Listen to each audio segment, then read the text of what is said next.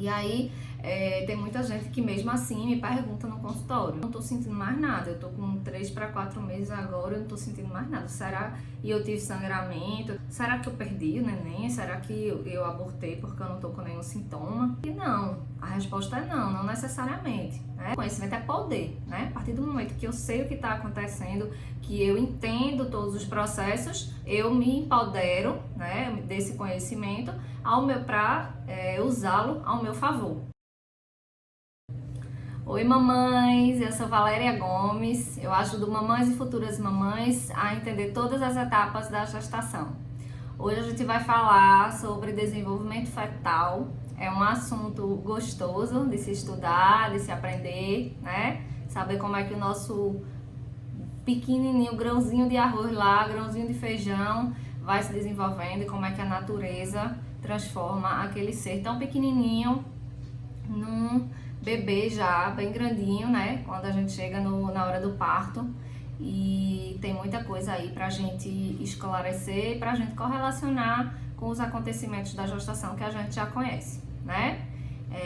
Por que a gente precisa estudar desenvolvimento fetal? Porque é uma coisa que nos traz mais segurança, é uma informação que nos traz mais consciência do que está acontecendo, tanto com o nosso corpo, como dentro do desenvolvimento do próprio bebê em si, né? Porque está tudo interligado e às vezes a gente sabe que aquele sintoma ou que aquele novo sinal que apareceu é uma coisa que é normal, que faz parte da gestação, mas às vezes a gente não sabe por que aquilo está acontecendo, né? E às vezes é uma cadeia de acontecimentos e a gente sabe só uma parte daquilo ali e a gente não entende todo o resto que está acontecendo por trás, né? E por que conhecimento? Conhecimento é poder, né? A partir do momento que eu sei o que está acontecendo, que eu entendo todos os processos, eu me empodero, né, desse conhecimento para usá-lo ao meu favor.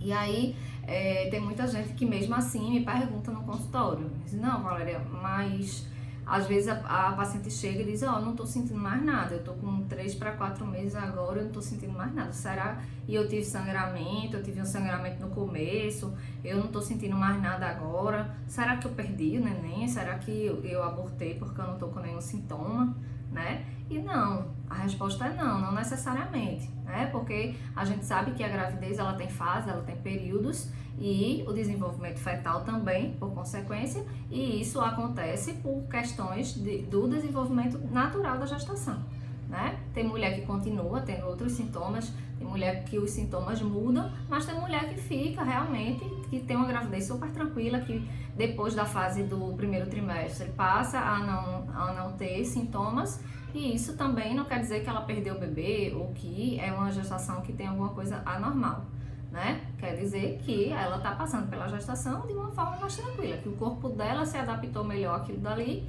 e que, graças, né, ao universo, ela provavelmente vai ter uma gravidez com menos sofrimento, com menos desconforto, né?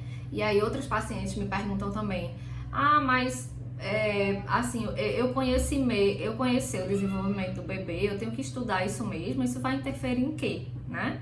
Isso vai interferir em um monte de coisa, porque se eu não conheço o desenvolvimento minimamente, obviamente que a gente não vai dar uma aula de genética aqui, a gente não vai dar aula de embriologia aqui, que é a área, né, da saúde que estuda o desenvolvimento fetal, mas a gente tem que saber minimamente o que é que está acontecendo ali, até para a gente dar os estímulos corretos, né, ao bebê, quando ele está pronto para receber, para a gente criar uma certa conexão com esse bebê desde a fase intraútero, né? Para a gente saber identificar, porventura, alguma coisa que esteja errada, para a gente saber por que algum exame é solicitado, ou para a gente saber por que tal exame é feito naquele período. Tudo isso envolve as questões do desenvolvimento fetal, tá? Porque o nosso corpo está passando por determinados sintomas naquele momento, né? Então, existem várias perguntas que são respondidas com essas informações a respeito do desenvolvimento fetal.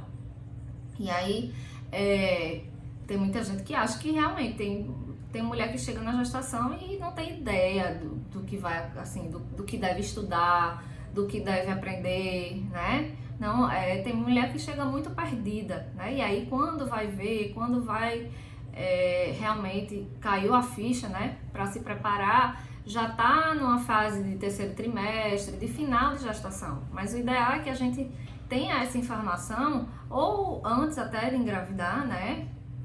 Para as tentantes aí, fica a dica, o ideal é que seja até antes de engravidar, porque aí a partir do momento que você tem o diagnóstico da gravidez, que você tem o positivo, essa gravidez já está em andamento, essa gravidez já está com 4 semanas, com 5 semanas, com 6, né? Então já tem coisa acontecendo aí há um tempo, e aí se você não se prepara antes, às vezes você está usando alguma coisa, algum produto, ou está fazendo algum tipo de tratamento que não seja compatível, né, com a gravidez.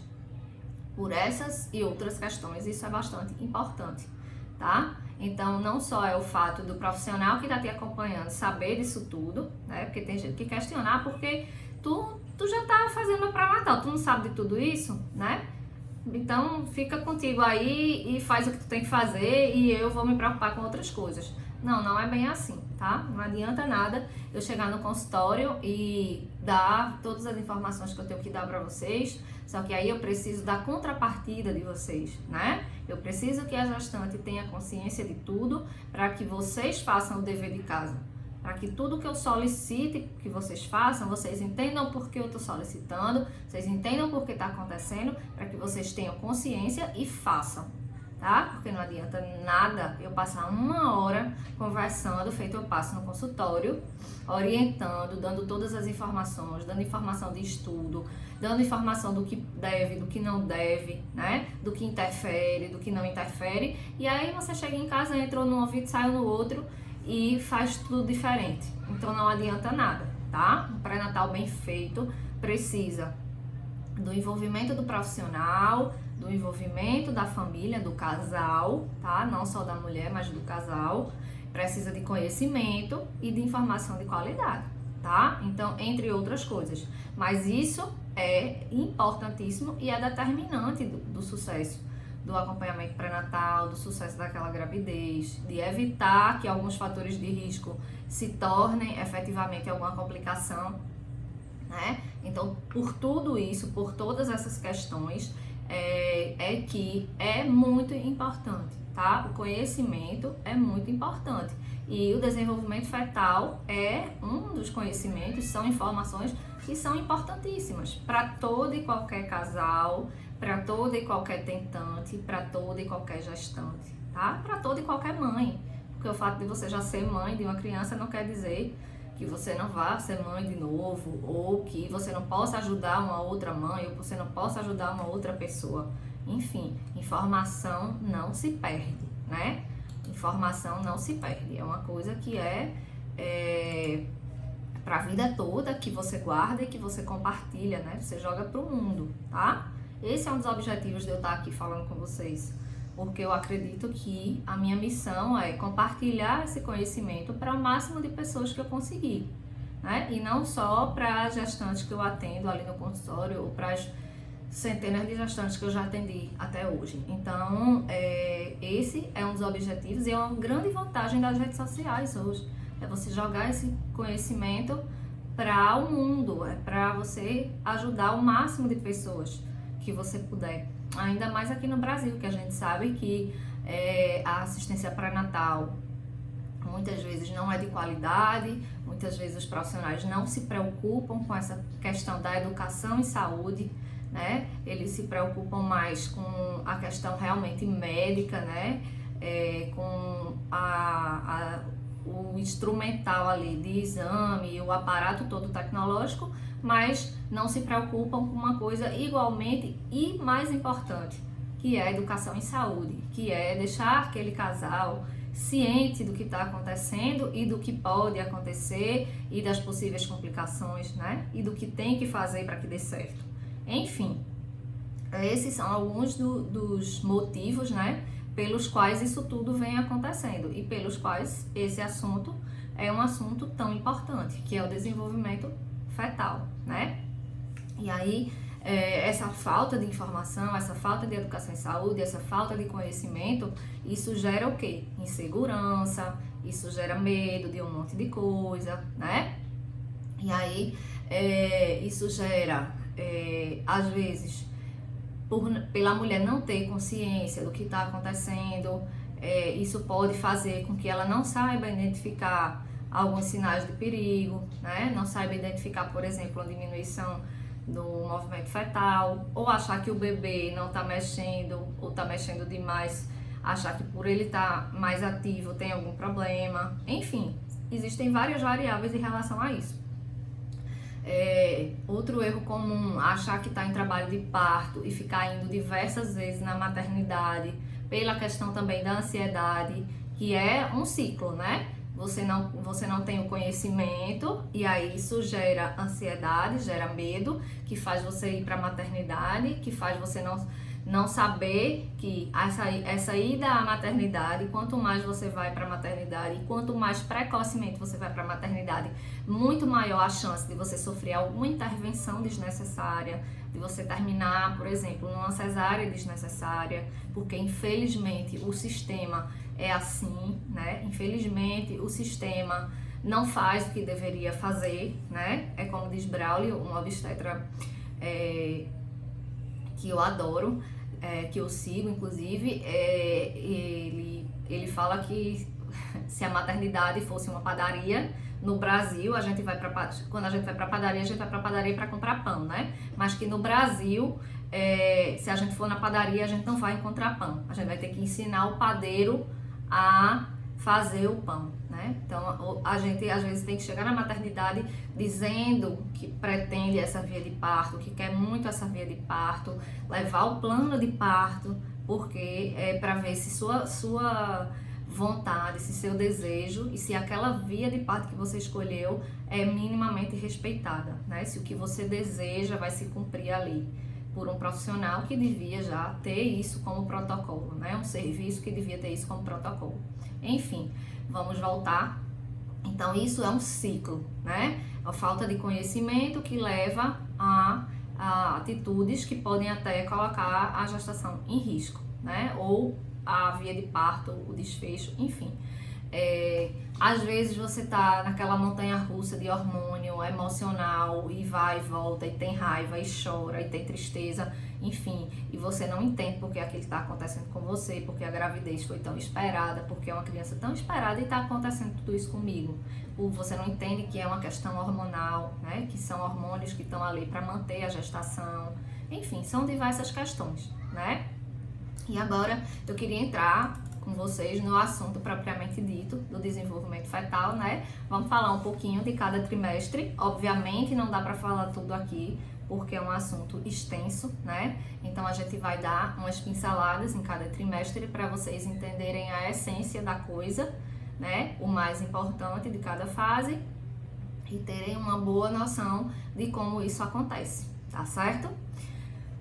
Quando acontece a fecundação, né, quando o óvulo é liberado, que aí encontra o espermatozoide e há uma fecundação, o que é gerado inicialmente é um amontoadozinho de célula. E ele, ao contrário do que muitas de vocês pensam, essa fecundação ela não acontece no útero, ela acontece dentro das trompas, tá? De uma das trompas, ou se for uma ovulação em que você ovulou dos dois ovários, que haja uma fecundação bilateral. Enfim, é raro, mas pode acontecer. Dentro das trompas, tá? Isso acontece, a fecundação acontece dentro das trompas e aquela célula inicial vai se dividindo em duas, que vai se dividindo em 4, que vai se dividindo em 8, que vai se dividindo em 16 e assim por diante, né? E aí essa bolinha, esse amontoado de células, ele vai caminhando pela trompa. A trompa vai fazendo os movimentos dela de contração, né? É um órgãozinho muito delicado, e aí ela tem as contraçõezinhas dela e vai jogando, esse embriãozinho vai descendo, né? Vai descendo ali no tobogã da trompa até por volta de 6 a 8 dias depois da fecundação, é quando tá chegando no útero para fazer o que a gente chama de implantação, né? Na implantação, o que é que acontece? É quando aquele amontoadozinho de células vai começar a se diferenciar e aí um lado do embrião ele vai se fixar, se agarrar na parede do útero para formar e dar origem ao que é a placenta, né? Ao que são os órgãos, os anexos que a gente chama, né? A placenta, a bolsa com o líquido, né? E a outra parte é que vai se desenvolver o embrião propriamente dito, tá certo? Então, quando na quarta semana de gestação, por volta da quarta semana, pelas contas, né, pela data da última menstruação, porque a gente conta pela data da última menstruação, geralmente a primeira contagem é essa e depois a gente faz o primeiro ultrassom para comparar as datas. Mas por volta da quarta semana, tendo como base a data da última menstruação, há o que a gente chama de implantação do embrião. Essa implantação se inicia. E é aí quando pode haver aquele famoso sangramento de implantação, que muitas mulheres confundem até com uma menstruação. Tem mulher que chega com dúvida na data da última menstruação, por quê? Porque teve o sangramento de implantação, foi percebido, né? Foi perceptível e ela acabou contando aquilo ali como uma menstruação. E a gente não conta, tá? Porque justamente o embrião já foi, né? Já houve a fecundação, já é um embrião, então a gravidez já existe, tá? E aí o embriãozinho, ele só se torna um feto, propriamente dito, tem essa mudança na nomenclatura, tá? Ele é embrião até 8 semanas. Com 8 semanas ele se torna feto, tá certo? E aí a gente começa a chamar de feto. E aí, nesse primeiro trimestre, o que é que vai acontecer, né? Vai ser a base de toda a formação do bebê que a gente vai ter lá no parto.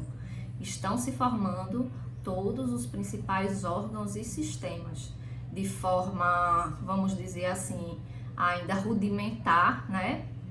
De uma forma mais grosseira, mas estão se formando. O coração, por exemplo, por volta de 5, 6 semanas, a gente já tem um coração batendo, né? É tanto que a gente já consegue visualizar isso no exame da ultrassonografia. Então, por volta de 5 a 6 semanas, a gente já tem um batimentozinho cardíaco ali. Portanto, se a gente faz a ultrassom e tem a gente verifica que o embrião tá lá, mas que a gente não vê o coração, a gente já pede para repetir e já tem uma suspeita de que aquele embriãozinho ali, ele não foi para frente, né? Ele não evoluiu. Mas, voltando, nesse primeiro trimestre a gente vai ter a formação dos principais órgãos e dos principais sistemas, tá certo? Eles não vão funcionar ainda plenamente, mas já vão começar a formação de todos, já vai estar ali bem adiantada, tá? Em relação ao cérebro, né, que é outro órgão, outra estrutura importantíssima. Por volta de 9 semanas a gente já tem o funcionamento do cérebro iniciando, já tem as estruturas que vão ser responsáveis pelo cérebro final que a gente vê, elas já estão ali se dividindo e já estão se organizando para formar a estrutura nervosa que a gente tem no bebê mais na frente, né, quando ele vai nascer. Em relação à placenta, ao cordão umbilical, a bolsa amniótica, todos também já estão evoluindo, já estão se desenvolvendo para daqui a pouco garantirem toda a nutrição do bebê e toda a proteção que o bebê vai precisar, tá? Por um tempo, até a placenta se desenvolver, até o embrião estar sendo completamente nutrido pela placenta, quem mantém a nutrição do bebê é o que a gente chama de vesícula vitelina, que é um bichinho que fica lá em anexo ao embrião, e aí ele usa aquilo dali para se nutrir até que a placenta consiga começar a se desenvolver e começar a nutrir o embrião através da placenta, tá certo? Braço, perna, a face, fígado, medula, pulmão, coração, cérebro, tudo isso começa a se formar durante essas 12 primeiras semanas, que é o período que compreende o primeiro trimestre, né? Então, com 12 semamas aproximadamente, as chances de aborto vão diminuir drasticamente, o bebezinho já está com praticamente os órgãos e sistemas de forma grosseira, como eu falei, de forma mais rudimentar, mas já estão formados, né? E aí é quando diminuem drasticamente as chances de aborto espontâneo. Pode acontecer? Pode, mas é mínimo, tá? Vai diminuir aí bastante a chance de aborto, né? E aí, paralelamente a esse desenvolvimento fetal, a esse início, né, de desenvolvimento tão importante, porque qualquer alteração nesse período pode determinar vários problemas mais na frente, né? Pode determinar uma cardiopatia, que é um problema de coração, pode determinar um problema no pulmão, tá? Uma malformação nessa idade aí vai determinar, às vezes, até a sobrevivência ou não do bebê lá na frente, né? Eu já vi um caso de um bebê que não formou o diafragma, tá? Que é a membranazinha que divide o pulmão da parte abdominal. E aí o que acontece? A parte intestinal, as alças intestinais, né? O intestino, ele é bem longo. Os órgãos do abdômen, eles sobem para a cavidade torácica, que é onde fica pulmão e coração. E aí eles impediram, os órgãos do abdômen subiram e impediram que o pulmão do bebê se desenvolvesse. Então, como é que esse bebê vai ser um bebê viável se o pulmão dele não se desenvolveu, né? É incompatível. E aí o bebezinho nasceu, infelizmente foi a óbito alguns minutos após ter nascido, tá? Então, uma malformação nesse início pode determinar o desfecho da gestação, né? Por isso que esse período é tão importante, por isso que a gente pede tanto cuidado, por isso que todo mundo é muito cauteloso, por isso que muita gente não conta a notícia de gestação antes desse período ter terminado, porque é quando os principais acontecimentos em relação à formação, sistema nervoso central, coração, pulmão, circulação, né? Os membros, a face, tudo está se formando nesse período, tá? Então, é aí que você descobre a gravidez, né? Geralmente, quando está tendo aquela implantação, por volta de 4 semanas, né? Que tem aquele pequeno sangramento, aí é que começam os enjoos, que começam as tonturas, que começa aquela fraqueza, aquela moleza que você não tem coragem de fazer nada, só quer estar deitada. Começa mais xixi, né? Às vezes começa as cólicas, porque o útero tá ali, o embrião tá ali tentando se implantar e o útero é um órgão muscular, então ele se contrai sempre. E aí começa aquela cólica, você acha que é menstruação, mas aí a menstruação não vem, e aí você começa a desconfiar, e aí geralmente quando se tem o diagnóstico da gestação, né? Só que aí como eu já falei, o embriãozinho já vinha se desenvolvendo vários dias antes, né? Porque quando há fecundação é o quê? É mais ou menos no período fértil da mulher, que é na metade do ciclo, né? Vamos dizer que eu menstruei hoje, aí eu vou passar 4 dias, 5 dias menstruada, e por volta, aí hoje, o dia que você menstrua é o primeiro dia do seu ciclo.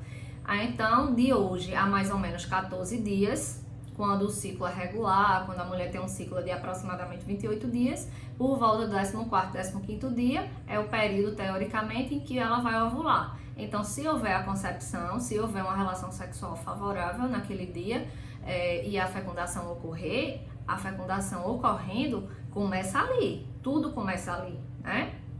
Então, dali até 2 semanas para frente, que é quando você vai ter o atraso menstrual, quando os primeiros sintomas vão começar, já tem um bocado de coisa acontecendo, né? Como diz a história, o bonde já tá andando. Então, quando a gente descobre, já tem coisa acontecendo. Já pode ter acontecido alguma coisa. Não tô dizendo que a mulher tem culpa em relação a nada, pelo amor de Deus, não entendam isso.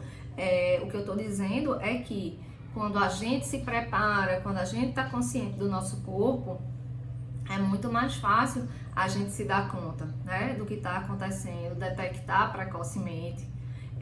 Eu fui tentante muito tempo, eu acho que muita gente sabe, algumas outras são novas por aqui, não vão saber, mas eu fui tentante por 2 anos, né, eu fiz diversos processos de indução de ovulação, de ultrassom seriada, não deu em nada, fiz esterossalpingografia e aí descobri uma aderência de trompa, fui para cirurgia e só depois de alguns meses depois da cirurgia foi que eu consegui o positivo. Eu ia fazer fertilização in vitro, não cheguei a fazer porque o meu positivo veio natural, antes até de eu iniciar o processo. Mas como eu tinha uma boa percepção do meu corpo, como eu já estava monitorando muita coisa, eu descobri muito precocemente minha gestação. Eu descobri, inclusive, antes do atraso menstrual, né? Porque hoje em dia a gente tem testes, até de farmácia, que tem um limiar muito baixo de HCG. Então, com o mínimo de HCG, que é aquele hormônio que determina se a gravidez é positiva ou negativa, com o mínimo de HCG circulando na corrente sanguínea, você já consegue detectar uma gestação. Então, eu consegui detectar por teste de farmácia, antes da menstruação atrasar, e aí confirmei com o beta, né, porque o exame de sangue realmente ele é mais fidedigno e ele dá uma noção real de quanto HCG tem no sangue. E aí foi aí que eu pude fazer algumas intervenções, porque como eu já tinha um diagnóstico de uma alteração que sugeria uma trombofilia, eu já procurei um especialista, já procurei iniciar o pré-natal de imediato. Então, essa questão do conhecimento, da informação e de saber o que acontece é importantíssima nesse sentido, né?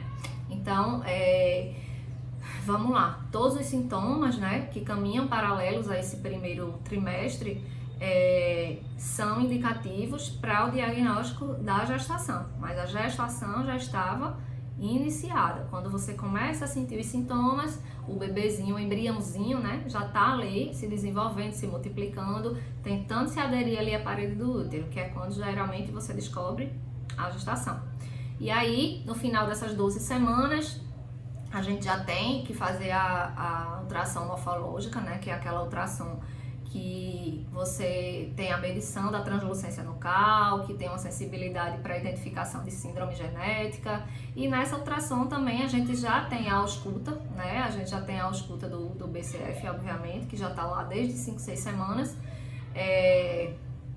e no próprio consultório, com 12 semanas, a gente já consegue auscultar pelo sonar, aquele aparelhinho que eu uso e que todo mundo que faz pré-natal usa na consulta para ouvir o coração do bebê, né? Como ele tem uma sensibilidade menor do que a ultrassom, por exemplo, no iniciozinho a gente não consegue auscultar, até porque no início da gravidez o útero ele fica dentro da bacia, dentro da estrutura óssea, então a gente não consegue ter acesso àquele útero. Só quando ele começa a crescer e começa a sair de dentro dessa cavidade óssea é que a gente consegue identificar o BCF pelo aparelhinho, pelo sonar, tá? E aí tem muita mulher que compra o sonar para ter em casa, que fica muito ansiosa em relação ao batimento e tudo, mas assim, eu tenho algumas considerações, sabe, em relação ao sonar. Primeiro, por quê? Porque a avaliação do BCF, a gente diz que ela é avaliador dependente também, porque você tem que saber o que é o batimento da mãe, o que é o batimento do bebê. O batimento da mãe é uma frequência cardíaca, o batimento do bebê é outra frequência, totalmente diferente, né? Esse batimento, ele tem as oscilações normais, ele tem as oscilações anormais. Existem padrões que o profissional vai saber identificar, que você em casa provavelmente não vai saber identificar, tá? Então, até a forma onde eu escutar, por exemplo, eu consegui ouvir precoce o batimento do meu filho. Com 10 semanas eu já consegui escutar. Mas por quê? Porque eu sei exatamente a localização anatômica, porque eu tenho noção do que está acontecendo, da variação de posição. Você tem que saber contar, né? Então tem tudo isso. Então a gente tem que ver, antes de comprar um aparelhinho desse, a real necessidade e se isso não vai ser um fator a mais de geração de ansiedade, né? Porque aí você vai escutar e vai, às vezes, contar o batimento, o seu batimento, não conta do bebê, aí acha que tá baixo demais, ou então não encontra naquele momento por uma variação de posição. Às vezes as costinhas do neném estão viradas para suas costas, ele tá com o dorso posterior e aí você não consegue auscultar bem, e aí isso vai lhe deixando angustiada, e aí lá vai você ter que ir para a maternidade, enfim. A gente tem o lado bom, né, de ter acesso ao aparelho, tem o lado lúdico, né, de estar escutando o coraçãozinho do bebê, de botar para a família escutar, mas também a gente tem que ter cuidado com essas outras coisas, tá certo? E aí vamos para segundo trimestre, né? O que é que acontece nesse segundo trimestre? Aconteceu o desenvolvimento dos principais órgãos, dos principais sistemas, né? Já temos muita coisa aí que já está iniciando o funcionamento. E agora, no segundo trimestre, basicamente o que acontece é o aprimoramento de todos esses órgãos e de todos esses sistemas, né? Então, o desenvolvimento vai continuar em cima dessa base de desenvolvimento que já aconteceu nesses primeiros 3 meses, né? Nesse primeiro trimestre, com base no que já está formado ali, aí o organismo da criança vai se aprimorando, as conexões neurais, né, e a divisão celular continua, e aí esse bebê vai começar a dar sinais de evolução, de amadurecimento, que ele não tinha no primeiro trimestre. Por quê? Porque agora ele vai estar mais desenvolvido, ele vai estar mais evoluído, tá? Fisiologicamente falando. Então, com 13 semanas, o que é que a gente tem? A gente já tem o órgão genital totalmente formado lá. Então, se ele é menino ou se ele é menina, isso já foi determinado lá na fecundação já foi determinado, tá certo? Mas o que a gente vai ter por volta de 13 semanas é o órgão sexual completamente formado, tá? Então tu tá dizendo que com 13 e 14 semanas eu já posso ver o sexo na ultrassom. Pode e não pode, porque geralmente não dá para ver com muita nitidez, dependendo da variação de posição, do movimento do bebê na hora, também não dá para ver direito, e como tá muito pequenininho, muitos profissionais não costumam bater o martelo e dar essa certeza já de início. A maioria diz assim, vou dar o meu palpite é esse, mas vamos confirmar mais para frente, né? Então, tem muito profissional que não fala, só dá palpite. E tem profissional que nem palpite dá, que diz que não dá pra ver agora e pronto, tá? E aí já tem gente que já fez a sexagem, né? Com 8 semanas, a partir de 8 semanas já dá pra fazer a sexagem fetal, que é aquele exame que você colhe o DNA do bebê que tá circulante no sangue da mãe. É uma coleta de sangue normal. E aí eles pegam o sangue da mãe e veem o que é que tem de material genético do bebê circulando, e aí definem com base nesse material genético se é menino ou se é menina. Quem já sabe o sexo na sexagem, geralmente quando chega nessa idade gestacional só quer mesmo a confirmação, né? Porque mãe é bicho doido, né? Mãe é bicho doido. A gente sabe, mas aí a gente tem que confirmar uma vez, tem que confirmar duas. Eu acho que em todas as ultrassons a gente pergunta e tenta ver o sexo, né, de novo. Mas isso faz parte do processo e realmente é um negócio que dá bastante ansiedade e dá medo, porque aí sempre tem um caso, alguém tem um caso para contar, né, de uma sexagem que fez e o sexo estava errado, ou de uma ultrassom que fez, o médico disse, bateu o martelo que era menina, comprou o enxoval todinho rosa e nasce um menino, vê, né? Sempre tem uma história dessa por aí, né? Porque tanto o aparelho, depende do avaliador, né?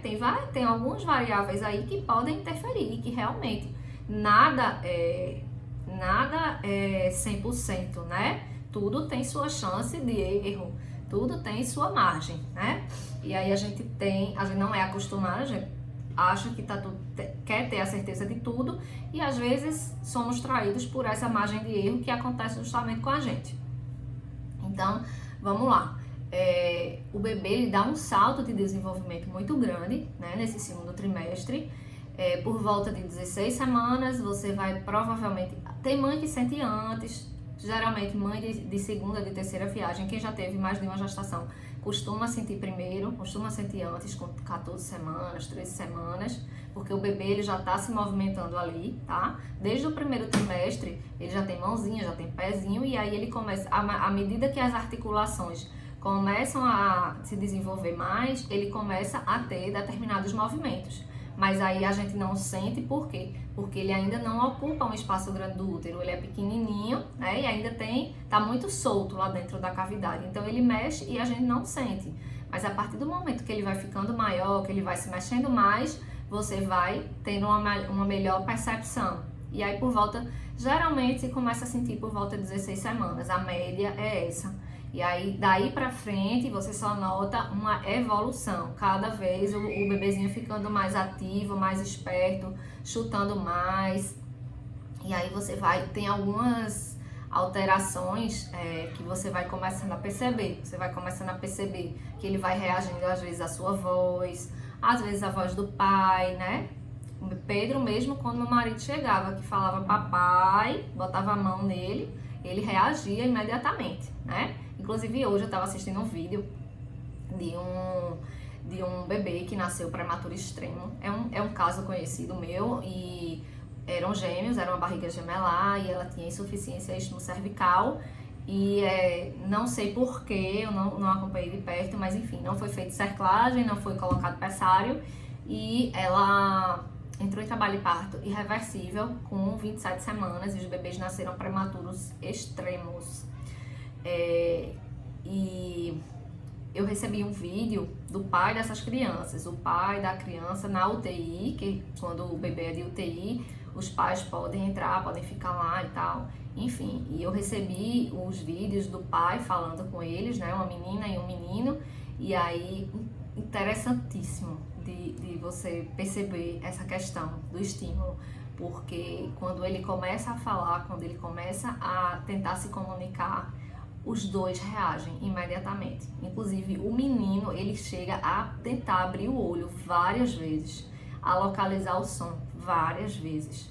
Então isso é uma prova assim concreta de o quanto eles já reagem, né, dentro do útero, porque 27 semanas está ok, iniciando o terceiro trimestre, então o bebê já conhece de cara a voz do pai, já reage, já abre o olho, já pisca, né? Eu vou falar mais do terceiro trimestre mais pra frente, mas é isso, tá? Então nesse segundo trimestre eles têm um desenvolvimento muito grande em relação a essa percepção e a responder a esses estímulos, tá? Por volta de 17 semanas, o bebê começa a sucção, né? Começa a sugar. Então ele começa a sugar e a deglutir. O que acontece? Aquele líquido amniótico que está ali circulando, que está rodeando ele, vai ser ingerido, né? Ele começa a tomar o líquido amniótico. Por quê? Porque os rins também começam a filtrar. Os rins começam a funcionar e aí começa aquele ciclo de ingerir o líquido, filtrou, filtração renal, xixi, ingere, o rim filtra e xixi, né? Então toda aquela água que tá vindo via placenta da mãe para ele começa já a fazer o processo de deglutição, tá? Paladar também, a visão, ele começa a piscar já nessa fase da gestação, tá? E com 20 semanas ele já é um bebê com todas as características de um bebê a termo, né, que a gente chama de 40 semanas, porém em escala menor, né, pequenininho, não tem peso, não tem muito comprimento, mas já é uma miniaturazinha de um bebê que vai nascer lá na frente maior, mais pesado, com mais gordura, enfim, tá? Então já mede mais ou menos uns 17, 20 centímetros, já pesa entre 200 e 250 gramas, nessa fase. Por quê? Porque o bebê, ele ganha a maior parte do peso e da gordura no final da gestação, no último trimestre, né? Então, até aí é mais realmente aprimorar e desenvolver os órgãos e os sistemas, tá certo? E aí, o que é que começa a acontecer, né? Nessa segunda fase da gravidez, no segundo trimestre, a gente já tem aqueles sintomas todos de enjoo, né? De vômito, de muito sono, de muito cansaço, aquilo tudo geralmente já tá melhor nessa fase da gravidez, que é o segundo trimestre.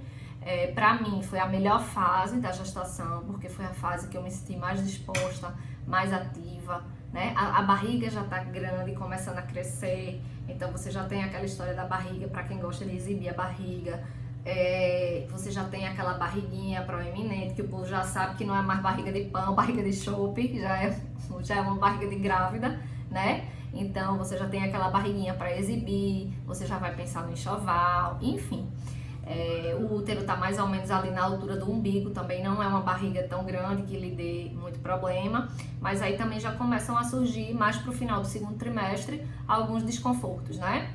Começa a constipação, porque a progesterona já está num nível bem alto nessa fase, e aí tem o relaxamento das alças intestinais, a gente começa com constipação, tem mulher que faz hemorroida, a dor no umbigo, né, por conta do estiramento dos ligamentos, dor no ligamento redondo também é bem famoso.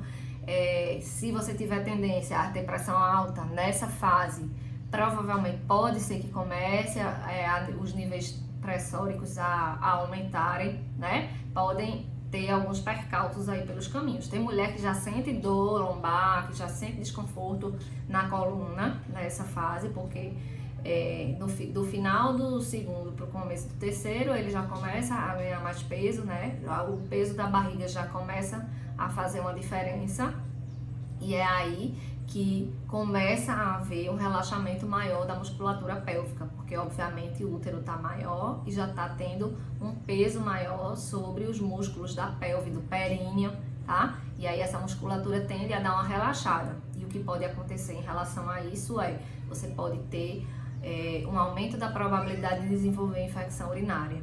Então, por isso é bem importante, não só no segundo, mas em todos os trimestres, ficar atenta aos sinais de infecção urinária, né? Porque a gente sabe que na gravidez qualquer processo infeccioso não tratado pode desencadear um trabalho de parto prematuro. Então, e outras complicações, né? Infecções generalizadas e por aí vai. Mas o trabalho de parto prematuro, assim, é bem marcante em relação ao processo infeccioso, tá? Então, tem que ficar sempre atenta em relação a isso, a essa fase do segundo trimestre. E em relação ao terceiro e último trimestre, né? Que parece que vai chegar, o menino vai completar 18 anos e ele não passa, né? O terceiro trimestre parece que é infinito. As consultas diminuem, as consultas de pré-natal vão diminuindo e a gente vai ficar indo toda semana e uma semana e vai nascer e não nasce. E eu vou ter que ir semana de novo que vem. Será que eu vou de novo semana que vem? Será que vai nascer? Será que não vai? Todo mundo perguntando, todo mundo enchendo o saco atrás de saber se o menino já nasceu, né? Enfim. Reta final, né? Terceiro trimestre, reta final.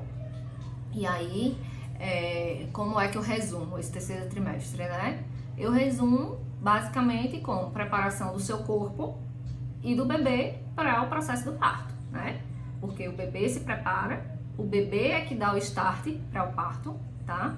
E o seu corpo vai junto com essa preparação, tá tudo interligado, né? Então a natureza é perfeita, a cadeia de acontecimentos é perfeita, tudo é orquestrado, tudo é um conjunto de coisas que tem que acontecer, tá? Que tem que estar sincronizadas.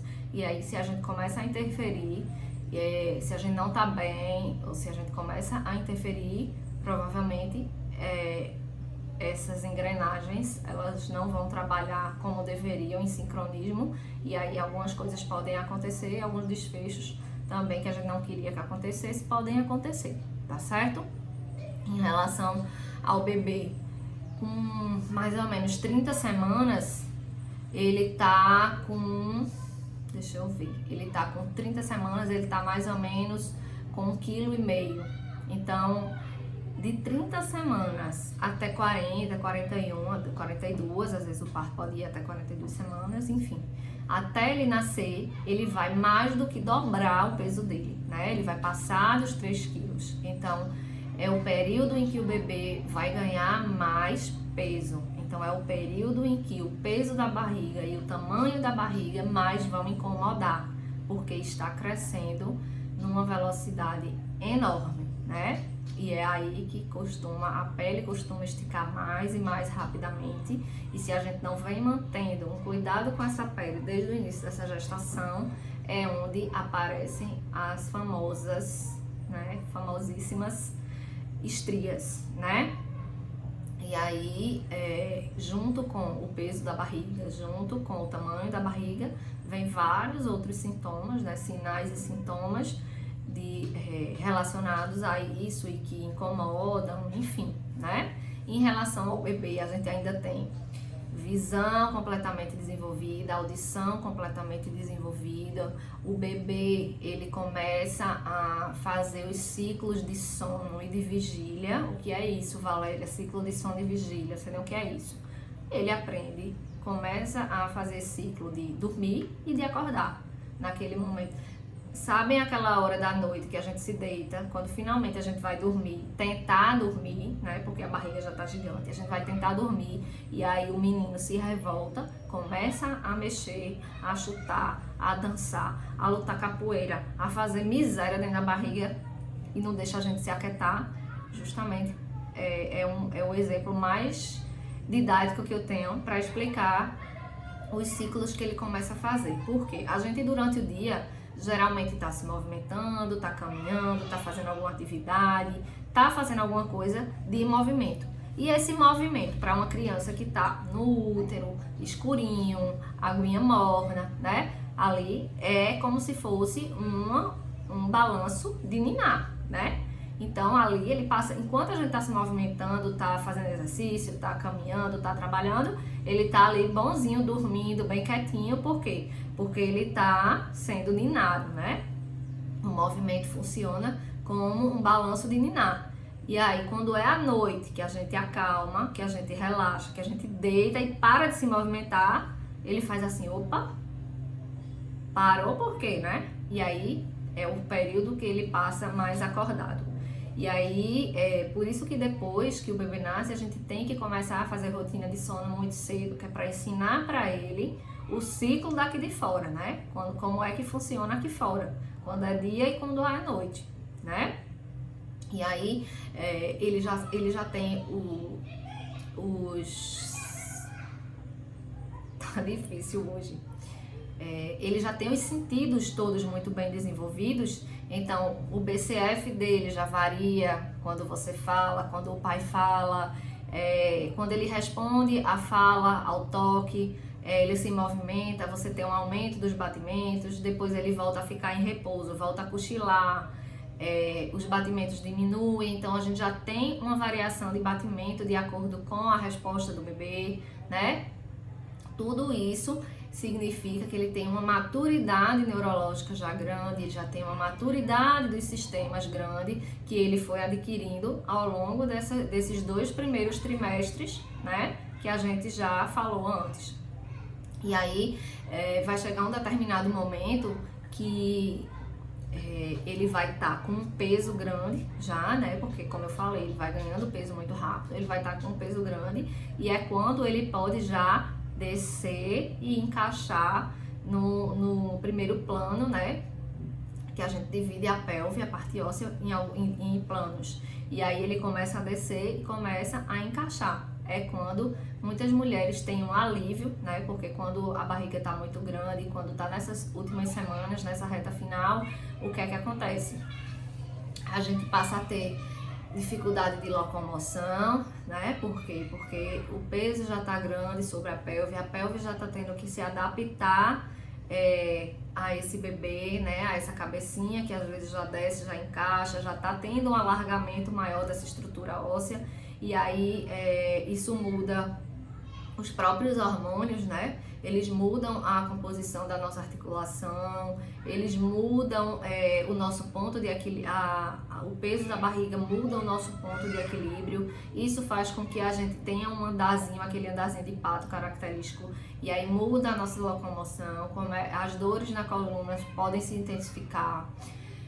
Azia, refluxo, indigestão, aquela sensação de estômago de estar empachada, né? Tudo isso pode acontecer por conta do tamanho da barriga, das questões hormonais do primeiro trimestre e do peso das estruturas, o peso do útero, o peso do líquido, o peso de placenta, o peso do neném. Quando você junta tudo isso, né, e ainda o seu peso que você ganhou a mais, às vezes retenção de líquido maior, né, tem muito líquido, fica muito líquido retido, tudo isso sobre as suas articulações realmente vai gerar um desconforto bem grande, né? Fora o leite que pode vazar já nessa época, as contrações de treinamento que estão a todo vapor, né? Contração de treinamento, lê-se contração que não dói, né? Aquelas contrações que a barriga contrai, fica dura, o útero contrai, mas que não tem dor, não tem a cólica, não tem perda vaginal, tá? É só única e exclusivamente a contração, o útero treinando para o momento do parto, para as contrações do parto, né? Isso também são alterações, faz parte das alterações hormonais dessa época. E como marco final, né, do desenvolvimento fetal, a gente tem a finalização do desenvolvimento do pulmão, né? Existem várias teorias para a questão do desencadeamento do trabalho de parto, né? Mas a teoria que eu mais acredito e que é muito lindo de se estudar, eu fico, sabe, eu fico alucinada porque eu acho muito perfeito, é a teoria de que o start para toda a questão do trabalho de parto é dado pelo amadurecimento pulmonar, né? Ele secreta hormônios ali que vão para a placenta e aí essas substâncias, esses neuroreceptores, eles vão lá na placenta e avisam para a placenta, ó, avisa aí para o corpo para desencadear o trabalho de parto, porque o corpo já está pronto. E aí também por mensagem química, as substâncias vão, quando chegam no cérebro, dizem, ó, desencadeia aí o trabalho de parto, que lá embaixo já tem mensagem de que o pulmão está pronto. E aí é quando são liberadas outras substâncias que vão desencadear as contrações dolorosas, né? E aí começam aqueles sinais que a gente chama de pródromos de trabalho de parto, né? Que são as contrações dolorosas, mas que elas não engrenam. Você passa meia hora, uma hora com uma contração de 5 minutos, uma contração de 10, aí depois vira uma contração de 15 e depois desaparece. E aí no dia seguinte você tem mais uma hora de contração e aí depois vai embora. Quando você pensa que o negócio vai engrenar, vai embora, né? E aí perde tampão, perde um pouquinho de tampão ali, perde um pouquinho de tampão aqui. Isso é o que a gente chama de pródromos, tá? É como se fosse o pré-trabalho de parto, tá? Vamos dizer assim. E aí é aí que culmina, né? Vai chegar uma hora que o colo do útero vai estar pronto, já vai estar apagado, já vai ter começado a dilatar, a fase latente vai iniciar e finalmente se iniciam as contrações sincronizadas, geralmente de 3 em 3 minutos, né, com 1 ou 2 minutos de descanso entre as contrações, e é aí que o trabalho de parto engrena e que aquele bebê tem a possibilidade de descer no canal de parto para a fase do expulsivo, né? Quando se conclui a dilatação, ele tem a oportunidade de descer para passar pelo canal de parto e finalmente pelo expulsivo, né? Então, com isso, a gente conclui o desenvolvimento fetal e aí o bebê passa a ser um recém-nascido, né? E aí a gente tem mais alguns meses em que a gente denomina que o bebê ele tá sendo gestado fora do útero, né? Porque é como se a gente tivesse que botar o bebê para fora antes dele estar completamente maduro, neurologicamente falando, por questões anatômicas. Porque se a gente deixasse o bebê 12 meses na barriga, a gente não teria como parir, né? Então, a gente bota o bebê para fora antes, com 9 meses, mas o bebê só está pronto neurologicamente falando com 12 meses. E aí esses 3 meses de zero do nascimento até 3 meses é o que a gente chama de esterogestação, tá? Mas isso aí é assunto para outra aula, para outro momento, que é outro assunto grande, extenso, e a gente tem muito o que conversar sobre ele. Depois eu gravo uma aula sobre ele, tá? Obrigada pela atenção de todo mundo. Fiquem por aqui, vem mais coisa boa. Deixem sempre as impressões de vocês aí embaixo nos comentários. Marquem quantas mulheres vocês quiserem, quantas mulheres vocês acharem que estão precisando de informação, tá? É uma ajuda enorme que vocês estão dando. Ao invés de dar palpite, marquem essas pessoas, tá? Deem informação de qualidade e não palpite. A gente não precisa de palpite, tá? A gente precisa de informação, de empoderamento. Tá bom? Beijo pra todo mundo e até a próxima!